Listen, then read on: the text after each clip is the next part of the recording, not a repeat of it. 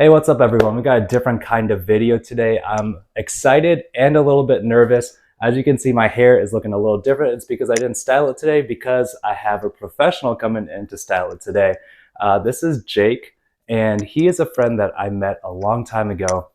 I actually first met him when he was in elementary school, when I was classmates with his mom in grad school. And so as you can see, he's all grown up now. He's got his own business down in North Carolina. Jake, tell people where they can find you if they like what they see here today. I am based out of Wilmington, North Carolina. I work at a place called My Salon Suite. My social media is Jake Made Me Pretty on Facebook and Instagram. All right, so the twist today is Jake is giving me a haircut, but I don't know what I'm gonna be getting. My wife, who is behind the camera, has actually worked with Jake to come up with what we are gonna end up with today. So I'm going into this not knowing what we're getting, and I'm excited to see what comes out at the other end. Please do like and subscribe. That helps the channel to grow, and find out what Jake is doing on his Instagram and Facebook. So I'll see you all on the other side. Take you up. So Jake, how did you get into like cutting and styling hair, and what should I call you? Like, are you a stylist? Yes, I am a hairstylist. I kind of got into hairstyling by put your head down. Okay. By just having like an interest in like the scientific part of it. I think a lot of people don't realize that there's a lot of science that goes into like hair coloring and just hair in general. But before I went to school, I was really into like the anatomy of hair and stuff like that, and the chemicals used in hair, like coloring and styling. And then even just the products I was using in my own hair, I had a big interest in. I got the opportunity to go to cosmetology school and during COVID, and after that I like went, and I kind of just never looked back. So that's how I got into it. Very cool. And like, what are some of the things that you've seen now that people should definitely not say or do with their stylist?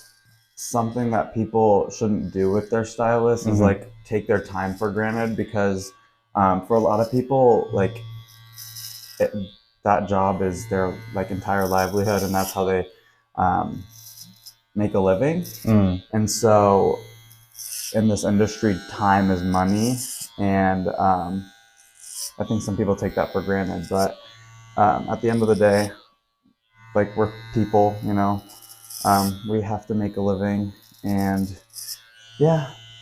Okay. Yeah, so like what are some of the things that like people will say or do that makes it feel like that they're not valuing your time? I think when people will like cancel appointments last minute, or they just expect us to be completely lenient with them for anything, because that happens a lot, where people will just like try to cancel an appointment for a non-serious reason.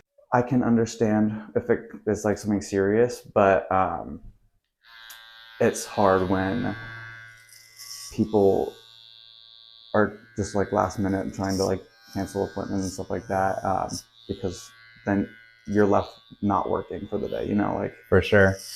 Hey, for those of you who are watching, that's true for counseling as well. Yes, there are some parallels, definitely. What would you say is like the toughest style or job you've done as a stylist? So I'm very comfortable with cutting. But the tough part is mainly color, usually, when like, because I do a lot of color, but some people just want colors that are not possible to do in like a day. Or very unlikely to get. But I had one recently that this girl came in with black box dye on her head. And she wanted an like oil spill type of color. It was kind of like rainbow, but like really toned down. Wow. And so there was two parts to that appointment. I had to color correct the black box dye first, and then I had to go in and do a second color service. It's kind of my fault. I made it harder for myself because should have been 2 appointments, but I did it all in one day, so it took like 9 hours. That is a long time. Yes. Yeah. Definitely committed. We were bonded after that appointment. Have you had any times where you've noticed that you've messed up something in the middle and had to keep playing it off and fixing it as you go? Yes, actually, plenty of times, but I've never had something so bad that I couldn't fix it. I will say one time this was actually pretty recently, I was using someone else's blow dryer because mine blew. And like the back of it was broken. You know that like hair trap in the back where like it sucks in the air? I was blow drying my client's hair and her hair got stuck in it and like trapped in it. No. And so I had to like cut the hair out. I did this all silently. She didn't know. It happened. But yeah. Oh, that's amazing that she didn't notice. Yeah, I had to fix that. But yeah, it still looks good. So that's what they pay you for. Exactly. That's like, as we're talking about like the parallels between like counseling and hairstyling, there is a bit of a stereotype that like some people will talk to their stylist like they're their therapist. How true is that, and have you experienced that? Yes and no, because I think that a lot of people will say like their hairstylist is like their therapist. And I think overstating that or overemphasizing that can kind of neglect some of the more meaningful work that actual therapists do. Okay. But I do think that on both ends there is a like connection that is formed that is it's just nice to have someone to talk to. For sure. And to listen. Now that I'm in my own studio, I kind of have more free reign to talk with my clients about whatever they want. Which is nice because I get to know them more and then we get to be friends. Would you ever consider making the jump over to therapy? Yes, I have definitely considered a future in psychology. I was even thinking maybe I could combine the two. Make a place called Hair Therapy and do hair and therapy at the same time. All right, you all be on the lookout for that. That's gonna be hitting in a few years, I'm sure. That's a pretty cool idea. I know. I think it's cool too. And so one of the things that, because you're kind of in this beauty industry that I've been curious about, especially I've been working with like younger and teenage clients, is that like, so the statistics say that 80% of American girls by the age of 17, 80% report being unhappy with their body. And then up to 85% of American men are dissatisfied with their muscularity. So like, what have you noticed being in the beauty industry, and like, how does that show up in the work that you do, if at all? So a big thing I try to focus on in my work is making people feel comfortable in their own skin. Sadly, those statistics don't really surprise me. I think especially in my generation, we're surrounded by so many beauty standards and like expectations. And I think especially social media doesn't help with those expectations. So I think it's become very common for people to like hate on themselves, and our society in general has kind of shifted from more confrontational like stigma against certain beauty standards to like an implicit one.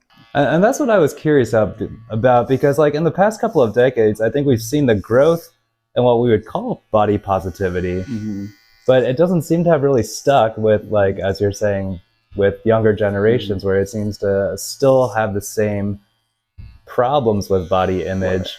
But you're just saying that it's not spoken as loudly now, or as obviously. Yes. Like, what are some of those influences on social media that we might want to watch out for, pay attention to, that influence that, even though all the messages are saying, oh, be comfortable with your body, be happy with how you look?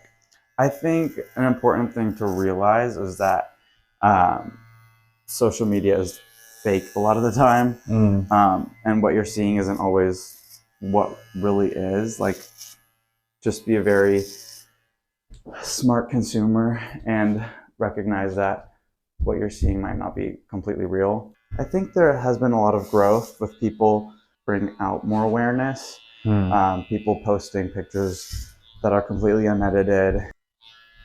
What are some of the things that you would say I guess if you were asked for advice about someone struggling with self-image or feeling like they're not happy with the way their body looks. Not conforming to beauty standards because a lot of them aren't realistic or real in general, or like fixing body image. And body dysmorphia comes from fixing your thinking and like how you approach or think about those types of subjects. Kind of finding where like those thoughts start in the first place, or why you think that way, is the most important thing, or is the most important way to find out how to stop that thinking. Okay.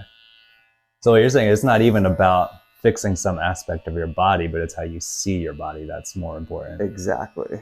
But it seems like the things that we focus on in terms of body image have shifted from when like I would have been in middle school or high school. The things that we were insecure about don't seem to be the same. Like what are some of the trends that you're seeing? I think a lot of times, and especially this happens, has been happening in my generation, with like TikTok and stuff like that, is that the same kind of trends will roll around. People will be self-conscious about the same things, but they come up with different names for it. Okay. I saw something recently on TikTok. It was called legging legs.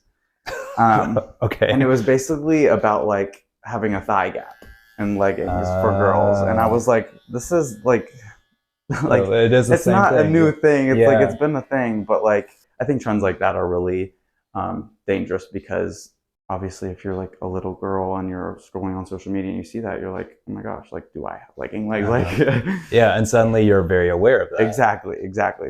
I think one that's really surprised me, because this had never occurred to me, and I don't know if I was just really oblivious, but one of my middle or high school clients was very self-conscious about their jawline. Oh, and I had never, I guess it's a TikTok thing as well that I've seen. Yeah.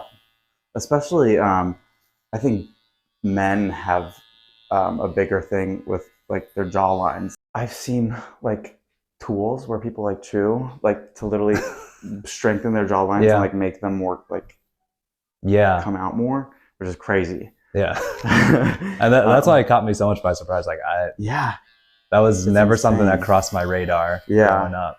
So like, based on what you're saying, like I don't even know if the TikTok products work, but even if it did, what you would guess is that that won't necessarily help them feel better about their bodies. No. Because you haven't actually fixed what's going on in the mind about how they see themselves. Exactly. And I think what some companies do is that they see these trends coming in and they'll invent a product to combat whatever trend it is. And then they make a lot of money off of other people's like problems. Sure. Which is awful. I think sometimes even they can cause more problems. And obviously if you're reinforcing the idea that you need to be fixed, you're just going to keep looking for things to fix. So yeah, and you know, I think that your social media handle can be maybe taken the wrong way, but I think that the way that you're explaining it makes a lot of sense, because it's not about necessarily just your skills with the clippers and the scissors, but it's about like allowing the people to see their own natural beauty. Exactly. And I did think about that before I ever made my social media handle. And my business, because my business is called Jake Made Me Pretty. I didn't want people to take it the wrong way and think like they weren't pretty before and I'm making them pretty. Sure. I just wanted people to feel pretty, and honestly, it was just really catchy. Yeah. Because obviously all my clients are beautiful before I even touch their head. Like, and I always tell people that, but I do think it's cute. A lot of my clients, after I finish their hair, will say, "You made me pretty." I said, "You're already beautiful," you know?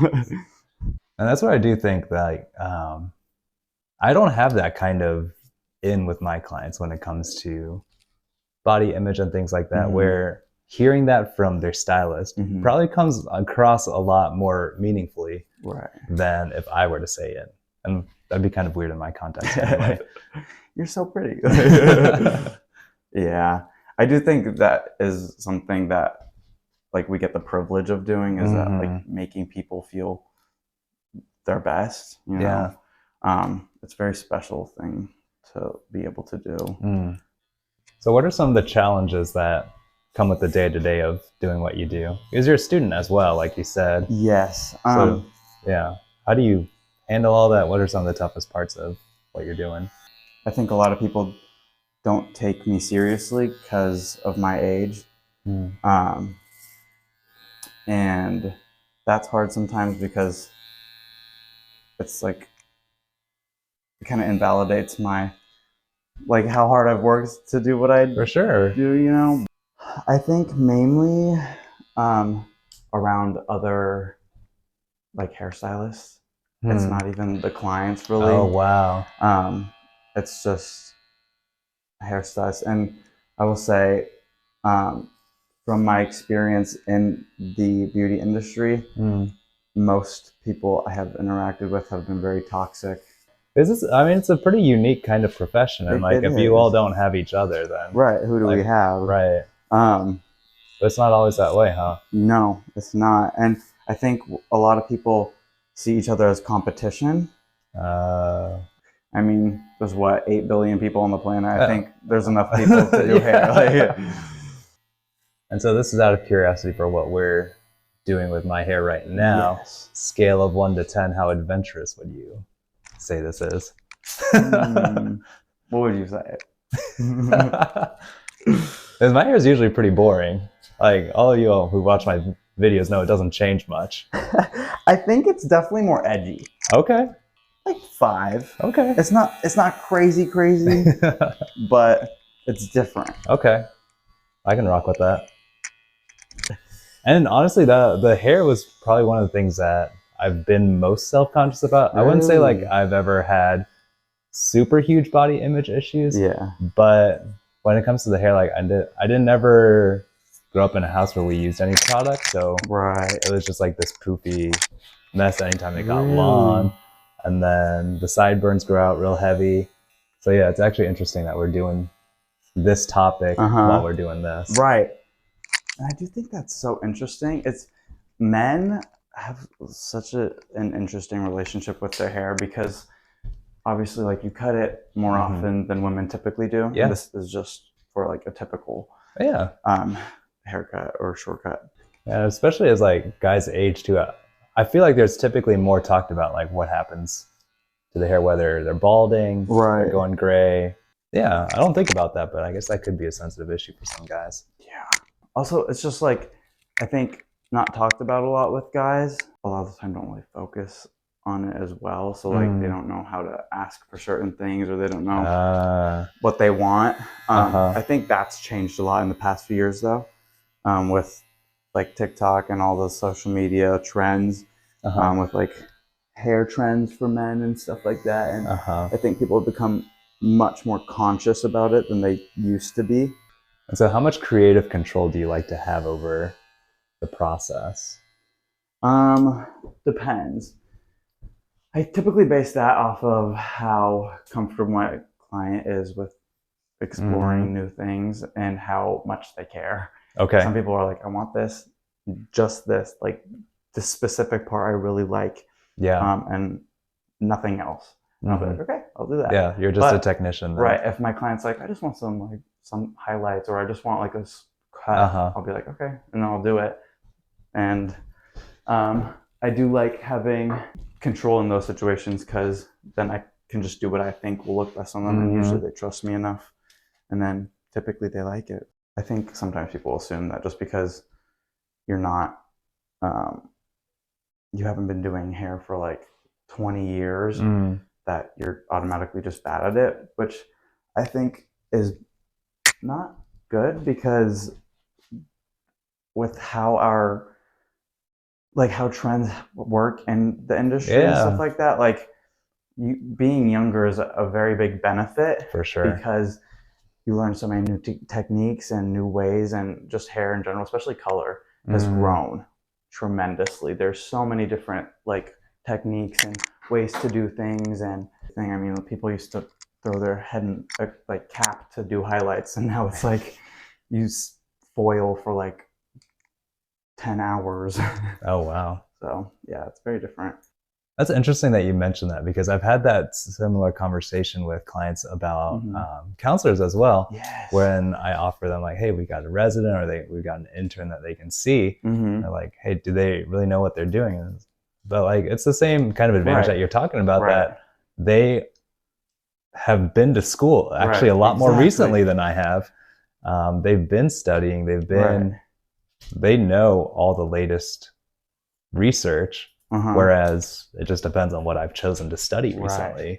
I guess probably in a lot of professions that gets overlooked. There's a benefit to being someone fresh in the field. Yeah.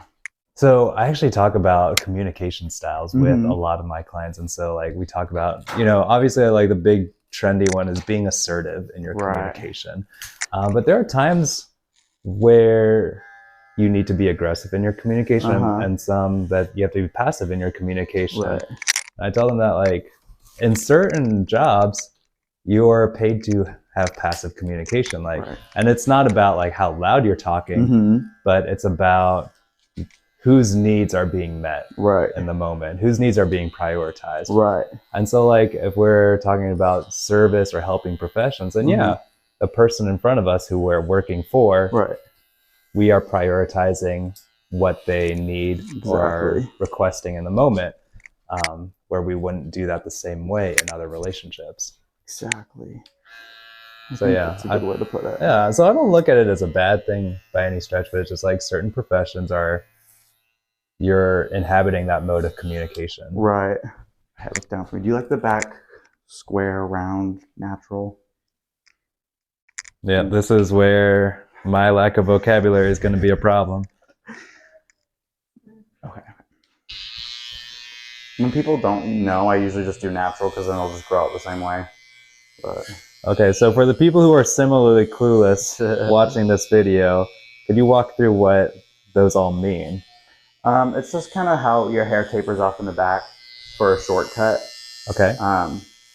Like when you get a square, it's just like flat and then kind of boxy. Okay. A lot of people don't ask about doing it like naturally, but I really like doing it naturally because then it just grows out the same way. Rounded is basically just like doing like the little half circle on the head.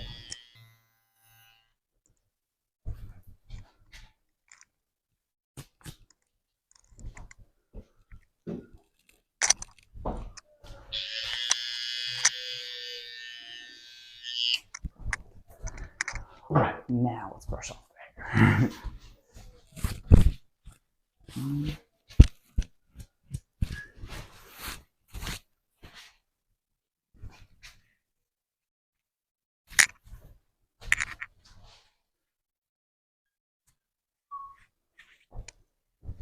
Okay, now let's style it.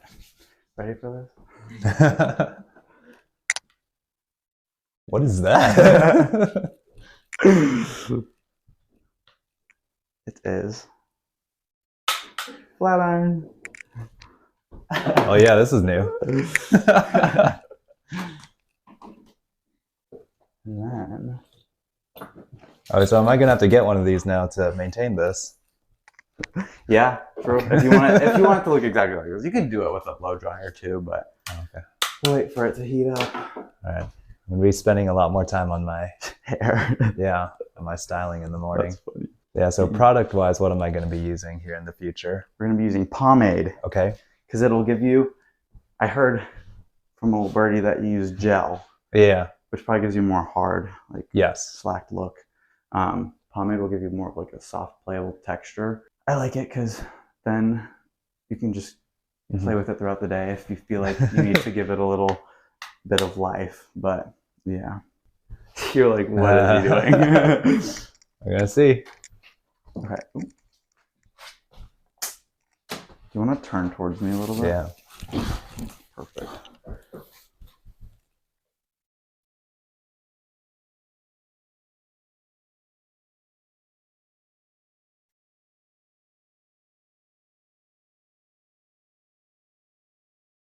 All right, so what does a flat iron do? A flat iron, oh, it's one of my favorite tools because it's so versatile because you can curl with it, Mm-hmm. you can straighten with it, you can do so much with it. That's what I used to like style my hair. But yeah, it's typically used to straighten hair. Okay. I like to use it for the latter.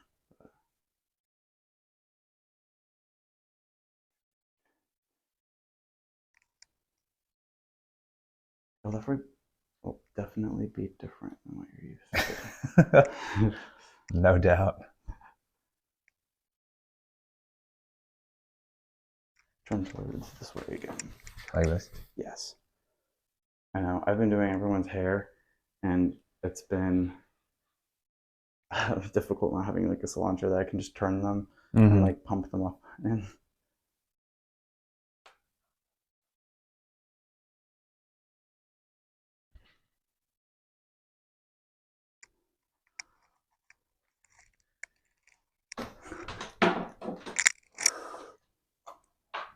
well, I can't wait to see how this turns out. I think you look cool.